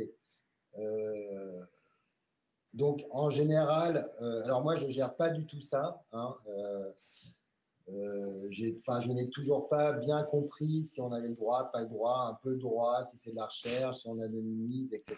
Bon, il faudrait qu'on ait une présentation sur ça. Même s'il y en a eu, et j'ai l'impression quand même que c'est quand même plus ou moins permis si on anonymise toutes les données en fait. Ensuite, sur des gros sites qui ont de l'argent, donc où il y a des gros serveurs et surtout, je pense, où il y a des ingénieurs réseau compétents, ils vont régler leur serveur de façon à repérer si un robot est en train de visiter leur site. Alors ça va être un peu contraignant dans le sens où si on fait des requêtes évidemment trop rapides, le serveur s'aperçoit que c'est un robot et donc il bloque l'adresse IP. Souvent, c'est peut-être une demi-heure, 1 heure, 2 heures, 3 heures, etc. Et après, tu peux y retourner. Donc, c'est pour ça qu'il y a une option dans Extractify qui se trouve ici, dans les options ici, qui donne le temps de latence entre chaque requête. Voilà, donc c'est en millisecondes. Donc, sachant que si on fait une requête toutes les secondes, c'est à peu près humain, quoi. Donc, on peut contourner ça comme Toutes les ça. Alors secondes, tu ne te après, fais pas repérer, quoi. comment? Toutes les secondes, tu ne te fais pas repérer. Non, toutes les secondes, c'est à peu près ce que met un être humain ouais, pour naviguer Et en revanche, normalement. je Sans commençais dire. un détail, mais la seule fois où j'ai scrappé quelque chose avec un collègue, on avait mis un nombre aléatoire. Quand on avait fait une variable randomisée, donc nous on était plutôt parti sur 5 secondes. On pensait qu'il fallait quand même plus de temps et qu'on avait randomisé à plus ou moins 2 secondes, quoi. Ouais, ouais, bah, c'est très bien. Non, non, mais après, Et ça, tu le fais pas quand t'as pas besoin. Tu t'es jamais fait jeter juste avec une non. seconde. Si je m'étais fait jeter je me suis fait jeter sur des forums, sur certains forums un peu plus privés. Enfin, privé, ça reste public, hein, évidemment, mais des forums, je sais pas, un peu mieux paramétrés. Mais du coup, toutes les secondes, oui, ou toutes les 2 secondes. Je sais pas, ça dépend. J'ai pas vraiment de savoir-faire sur ça. Je l'ai prévu là, mais franchement, moi, je m'en sers pas souvent. Et donc, effectivement, quand tu fais ça, ça marche. Après, c'est beaucoup plus long, quoi. Si tu dois télécharger 150 000 messages toutes les 2 secondes, bon, ça va te prendre un peu de temps quand même. Mm. Alors, on avait un message, enfin une demande de Nicole Lompré, qui est toujours très ambitieuse, qui demandait une petite démo sur Twitter. Alors, on va pas faire la démo sur Twitter, mais il me semble que Twitter a une API là qui bloque. Ouais. Alors, les gros sites comme Facebook, comme Twitter ne fonctionnent pas du tout. Enfin, ne sont. Alors là, pour le coup, un scrapper comme le mien va être tout de suite repéré. Bien que je n'ai jamais essayé. Enfin, je dois faire justement des essais quand même parce que, enfin, juste pour savoir comment ça se passe. Mais eux mettent à disposition effectivement des outils de requêtage sur leur propre site. Donc, alors, d'après ce que j'ai compris, par exemple pour Facebook, il faut s'inscrire d'abord. Donc, déjà, il faut avoir un compte Facebook.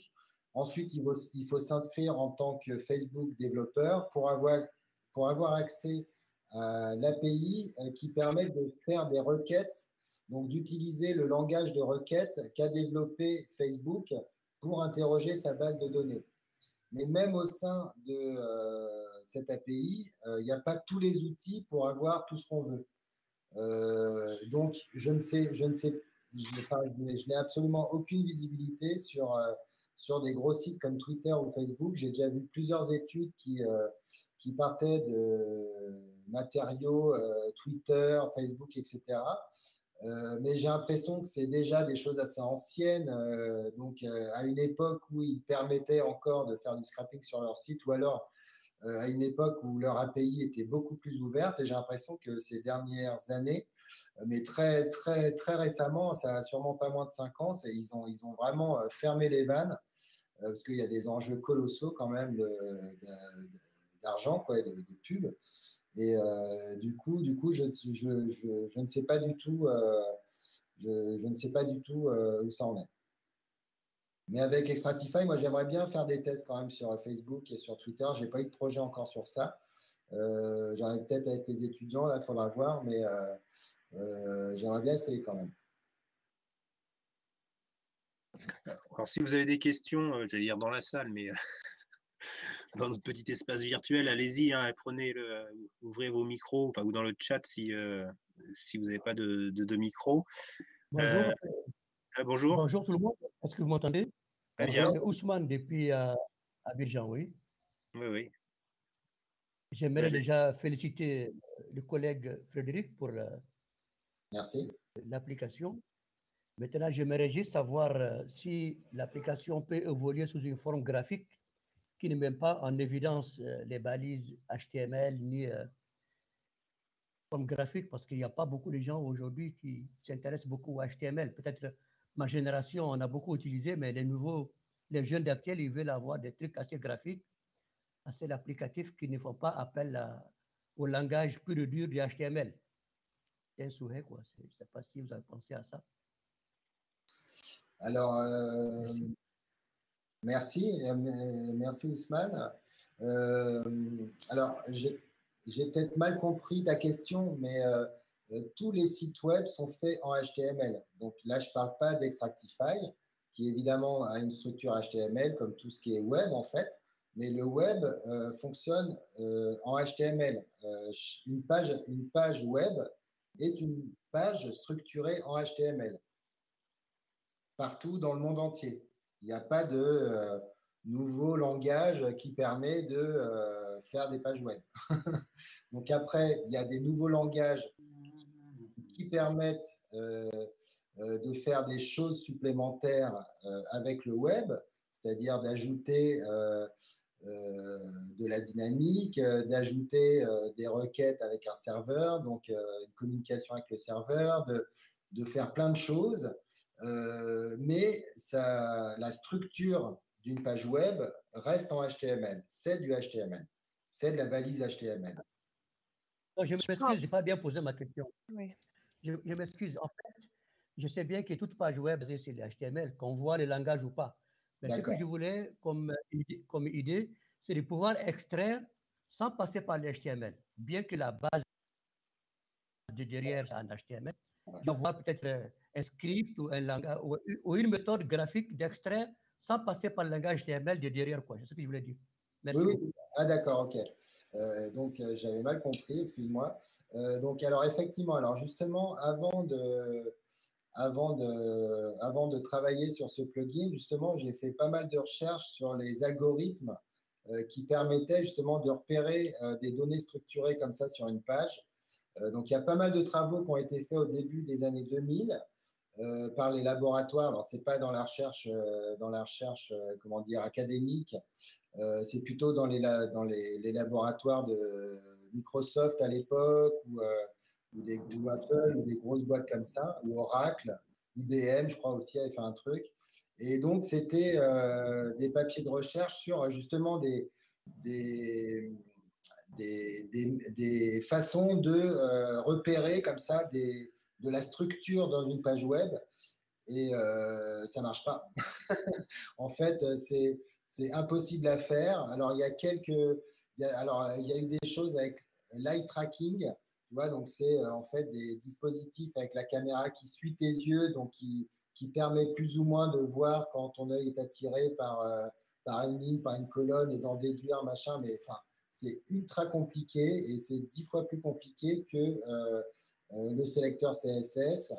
Et donc, tous les scrappers se basent aujourd'hui, de toute manière, sur cette technologie-là, parce que c'est vraiment ce qu'il y a de plus simple.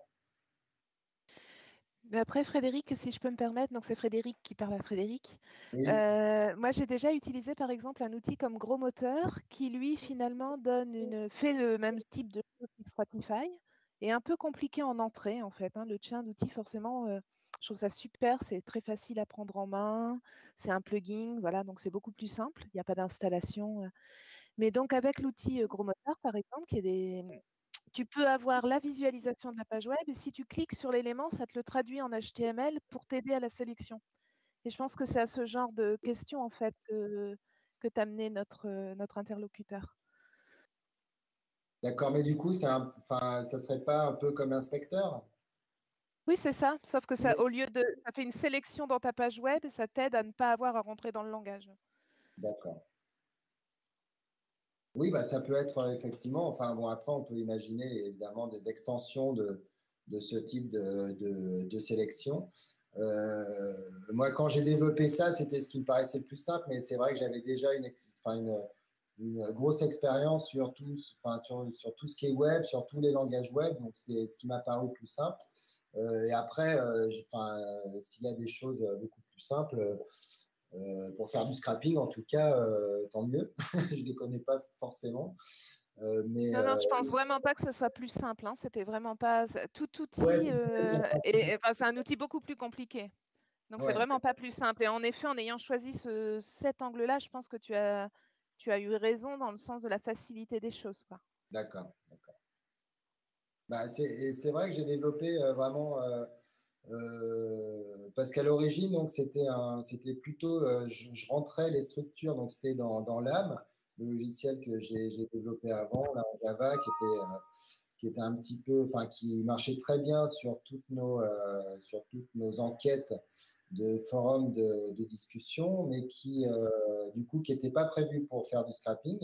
Et donc, je rentrais à chaque fois les structures. Donc là, cette sélection-là qu'on fait là en live, je la rentrais moi-même dans le logiciel LAM pour faire l'extraction de données. Et du coup, c'est vrai que ce plugin, je l'ai vraiment développé pour faciliter quand même ça, cette sélection-là, sachant que je mettais énormément d'espoir dans le mode automatique. Donc, j'ai passé beaucoup de temps à développer le mode automatique. Et puis, donc, alors, ça marchait très bien sur tous les exemples dont je me servais pour le développer. Et puis, dès que je passais à d'autres exemples, crac, il y avait pas de classe, il n'y avait pas assez de liens, pas assez de machin, où ça plantait, quoi, parce que aucune structure n'est pareille. Les développeurs, on a l'impression qu'ils ont des fois un malin plaisir à ne pas mettre de classe, à, à faire des tableaux sans la balise table, à mettre que des divs partout pour tout structurer. Donc c'est vrai que le langage évolue beaucoup aussi. Mais donc, c'est vrai que c'est important aussi. Enfin, rentrer dans les sélecteurs, ce n'est pas non plus énorme.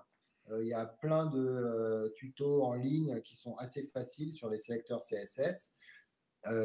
Et donc c'est finalement, j'ai trouvé que c'était le bon, le, le bon équilibre en fait entre ne pas trop rentrer dans la structure HTML elle-même et puis quand même avoir une interface qui permette de faire des petites choses quand même. Alors justement, quand j'avais une question, le Extratify, ça remplace complètement l'AM ou il y a des cas où on va utiliser l'AM et des cas où on va utiliser Extratify? Ah non, non, l'AM, on l'utilise plus du tout pour faire de l'extraction de données maintenant. Ouais, et tu l'utilises pourquoi alors? Simplement pour. Alors, je l'utilise toujours parce que il a été vraiment développé beaucoup, enfin, pour certaines questions de recherche. Donc, il y a encore toute l'implémentation de nos questions de recherche dedans, avec tous nos paramètres, nos machins, et tout, etc. Et donc, on s'en sert pas mal pour ça. Et pour passer de l'un à l'autre, donc pour passer d'un fichier JSON d'extraction fait par Extractify à une importation dans l'AM, j'ai fait en fait une espèce de parseur de fichiers tout simple que j'ai intégré à l'AM et qui permet du coup de visualiser notre scrapping sous forme en fait de conversation dans l'AM. Voilà. Mhm.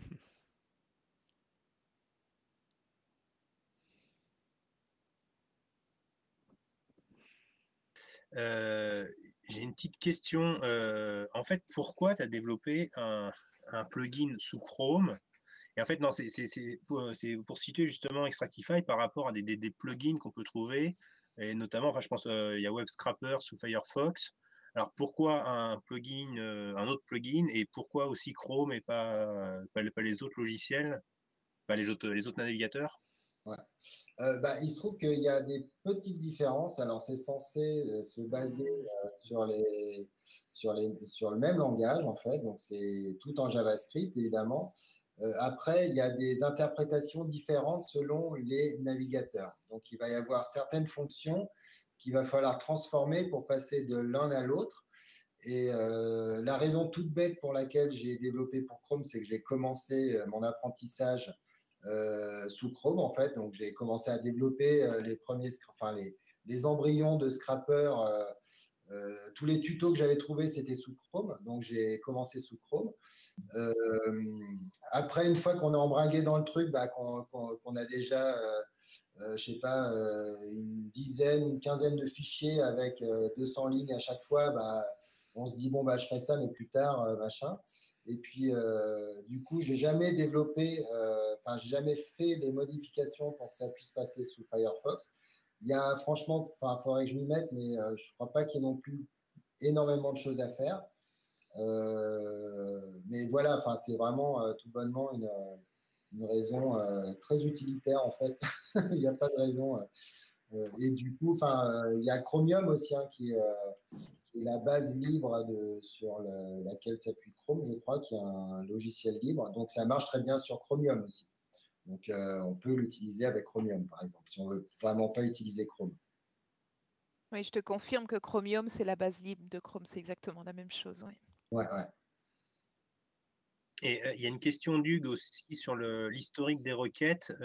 Effectivement, tu es passé dessus un moment. C'est stocké dans un fichier. Tu as une syntaxe de tes requêtes. Une syntaxe de mes requêtes, c'est-à-dire que si tu veux relancer oui, un historique de ma sélection.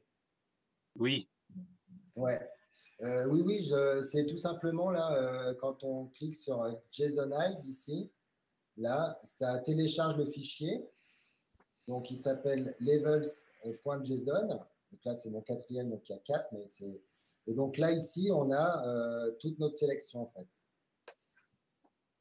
C'est ce que j'ai modifié tout à l'heure pour pouvoir changer de page de départ pour accéder directement à la troisième page. J'ai modifié ici, j'ai rajouté une variable ici, start égale 50, pour arriver directement sur la troisième page des messages du topic que je voulais.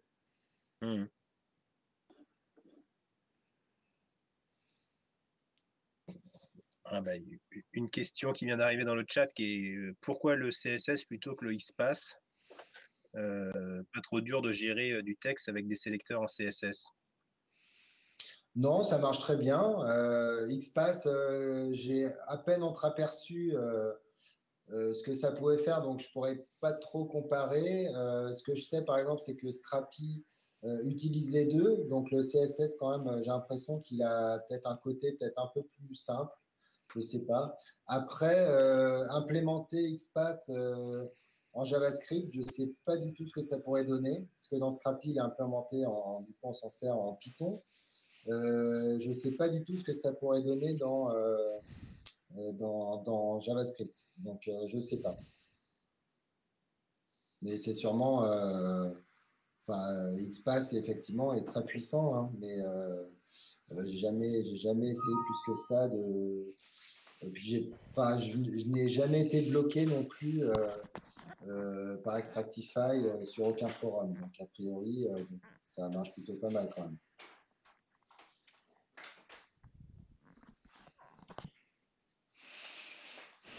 Alors, si vous avez encore quelques questions à poser, profitez-en, parce qu'il nous reste encore 5 minutes. Vous pouvez les poser directement depuis votre micro. En tout cas, pour moi, c'était très clair. Merci. C'est impressionnant. C'était pas trop. Bon, après, c'est la visio qui fait ça. C'est vrai qu'on n'a pas les gens en face et du coup, on a l'impression de perdre assez vite les gens. Ouais. Non, je pense pas. C'est clair que je préfère, moi, ce genre de présentation où on est dans un problème réel et sérieux que des présentations toutes lisses sur un fichier pédagogique où on fait une requête, on requête une balise, les données sont dans la balise, tout va bien. Ouais. Et c'est vrai qu'on est impressionné sur les sites web qui, en apparence, apparaissent très, très propres et de récupérer des choses dans les balises. C'était Et on voit bien qu'à chaque fois, la phase d'analyse dans les projets informatiques, elle est toujours très courte et parfois un peu squeezée. Et à un moment, alors une fois que l'architecture du site web est faite, ah mais au fait, il faudrait mettre ça aussi. Et du coup, tu rentres ça dans une balise si c'est disponible. Et c'est vrai que tu as des choses, parce qu'effectivement, tu as des choses pas forcément très, très propres. Et effectivement, tu as fait tout à l'heure le lien très rapide avec OpenRefine, mais il restera du travail de nettoyage à faire. Ah oui, bien sûr, oui. Alors, je reviens encore, s'il vous plaît. C'est toujours Ousmane. Oui. J'aimerais juste savoir si j'ai bien compris, ça extrait juste des documents textes. Est-ce qu'on peut au moins extraire des liens au niveau pour aller sur des sites géographiques ou sur des cartographies ou des photos? Est-ce qu'on peut au moins extraire les liens? Parce que j'avais vu que ce n'était pas évident encore d'extraire les liens, même les liens, même si les textes, parce que les liens, quand même, c'est un texte. Si on ne peut pas extraire une carte ou on ne peut pas extraire une photo, on peut au moins extraire un lien. Ou bien je me trompe, je n'ai pas bien suivi. Merci. Non, c'est ce que il y a eu la question tout à l'heure. Non, malheureusement, je ne l'ai pas conçu pour extraire des liens parce que la cible d'un lien est un attribut, c'est un attribut du lien en fait. Ce qui signifie un lien en HTML, c'est une balise A qui a comme attribut href. Donc href, c'est l'attribut dont la valeur sera la cible du lien. Et donc alors c'est vraiment pas grand chose à implémenter dans Extractify. C'est pour ça que je l'ai prévu, mais dans une prochaine mise à jour. En fait, je n'ai pas prévu de récupérer les attributs. De même que tout à l'heure, on posait la question des adresses des images, c'est exactement la même chose. Comme la source d'une image est un attribut de la balise image, je n'ai pas prévu de pouvoir la récupérer. Là, ce que peut récupérer actuellement Extractify, ce n'est vraiment que le contenu situé entre deux balises.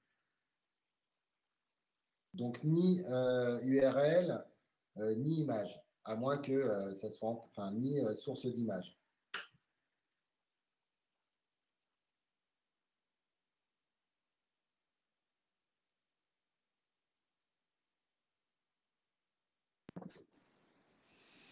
Ouais, du coup, Ousmane te remercie dans le chat pour la présentation et je pense que la réponse a été claire aussi, a permis de répondre à la question. On approche des 16 heures. Je ne sais pas s'il y a une dernière question pour Frédéric.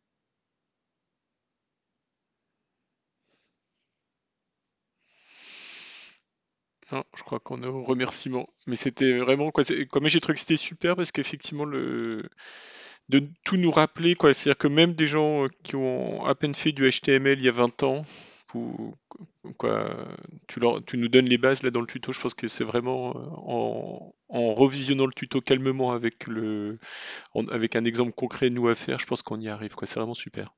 Merci beaucoup. Bah, merci. C'est vrai que c'est par expérience. C'est vrai que j'ai vraiment senti la nécessité de faire cette petite partie vraiment où on prend un peu les bases du HTML et du CSS. C'est vrai que par expérience, j'ai senti que c'était très important d'en passer par là avant d'attaquer du coup directement le scrapping. Parce que du coup, il faut le réexpliquer de toute manière avec l'inspecteur. Donc, au sein de l'inspecteur, dire la structure HTML, les sélecteurs, les machins. Puis du coup, on voit moins ce que c'est écrit plus petit parce que c'est bidule, puis parce qu'on est en train de faire autre chose. Donc là, au moins, c'est bien clair. Et puis voilà, j'essaie vraiment d'être clair et d'être simple surtout et d'être vraiment... de repartir vraiment à zéro à chaque fois pour bien expliquer les choses. Donc, si ça a marché, je suis bien content. Et je vous remercie aussi, évidemment, de cette invitation qui a eu enfin lieu, comme je le disais au début. Donc, je suis très content de ça aussi. Merci beaucoup. Merci à toi.